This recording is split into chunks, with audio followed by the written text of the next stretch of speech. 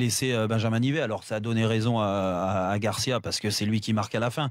Mais Darbion il le sort parce qu'il est cuit, mais le choix il est pas bon. Le choix il est pas bon parce que tu sens vraiment que quand tu sors Darbion, tu sors quand même un mec qui est capable de mettre le pied sur le ballon, d'essayer de faire ressortir le bloc. Et tu fais rentrer Thiago. Ouais, alors après, et Thiago qui est un vrai, je le connais bien, on a joué l'un contre l'autre, hein, qui est un vrai numéro 6 devant la défense, voire défenseur central.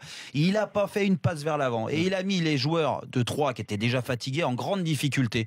Et au lieu dans ce changement-là, essayer de stabiliser son milieu de terrain, parce que c'est ce qu'il a voulu faire, il s'est dit je vais renforcer avec Thiago. Il s'est cagué dessus. Il a failli le prendre dans la tête, Garcia, parce que à un partout, on voyait plus Lorient marqué que 3. Hein.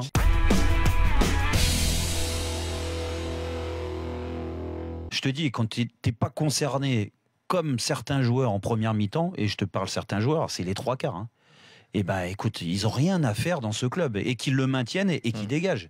Et ça, dans ces cas-là, ce qu'il faut faire, c'est que le président a à prendre ses responsabilités et puis surtout le prochain entraîneur. Parce qu'apparemment ça va changer. Il parle de Frédéric Hans. Je peux te dire que pour l'avoir eu, si c'est Frédéric Hans, mais il va pas accepter de telles attitudes. Et au bout d'un moment, tu es obligé d'aller chercher, du moins de faire avec la culture club, de au moins essayer d'aimer ce club, voilà, qui est là, qui te paye et tu fais tout pour. Après, tu peux descendre. Si sportivement t'es moins bon, mais s'ils descendent les Lorientais. On va leur rappeler la qualité de leur match ce soir. Je ne parle pas de la deuxième mi-temps, mais surtout de la première mi-temps. Ils ont l'occasion de se rattraper. Écoute, on verra dimanche.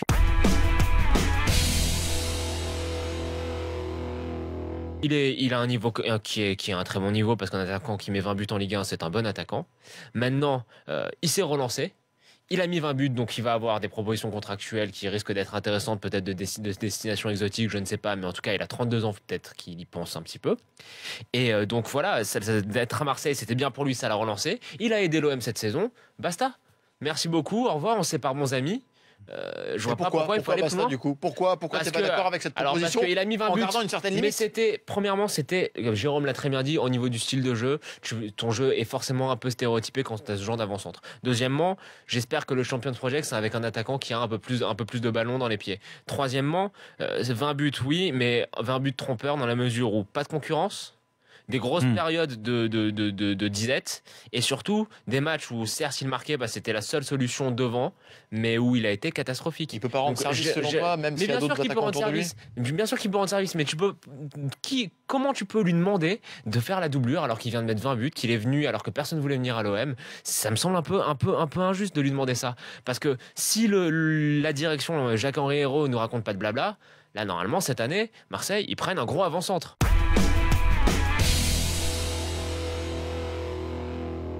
C'est compliqué de ramener encore un nom dans ce collectif parce que tu sais que quand tu ramènes des noms, c'est pas facile pour la cohésion. Ça c'est une certitude.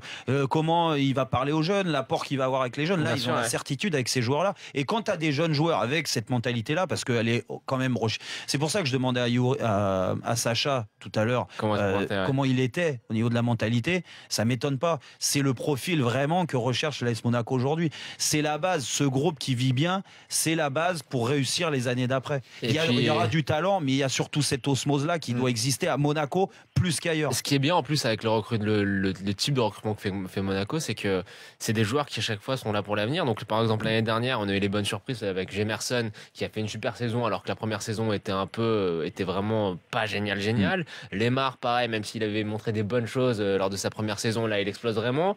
Il y a une espèce de vision sur le moyen terme qui fait que c'est pas la peine d'avoir des grands noms. Les joueurs ils ont le temps d'arriver, ils peuvent s'intégrer sans pression, s'adapter et puis après donner la pleine mesure de leur talent. Je pense qu'ils vont en perdre aussi des joueurs.